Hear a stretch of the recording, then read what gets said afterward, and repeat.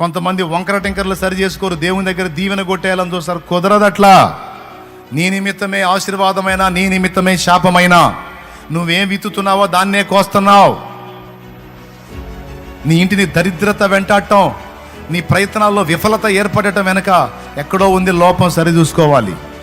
నా దగ్గరకు వచ్చి ఏం ఎరగనట్టు తెల్లబట్టలు వేసుకొని వచ్చి ఏందోనన్నయ్య అంటే నేను ఆశ్చర్యపోతా. అవును ప్రభా, మంచి బిడ్డ కదా ప్రభా, ఏం జరిగింది ప్రభా, ఎందుకు ప్రభా సాయం చేయట్లేదు అంటాను. దేవుడికి తెలుసు పాపం పుణ్యం, దేవుడికి తెలుసు ఎక్కడ ఏం చేస్తున్నావో, ఎలా ఏం బతుకుతున్నావో, నీ క్యారెక్టర్ ఏంటో, ఎవరిని మోసగిస్తున్నావో. మన మనస్తత్వాన్ని బట్టి మన అభివృద్ధి, ఆశీర్వాదం ఆధారపడి ఉంటుందనే మాట ఒక్కటి చాలు ఈ కూటంలో.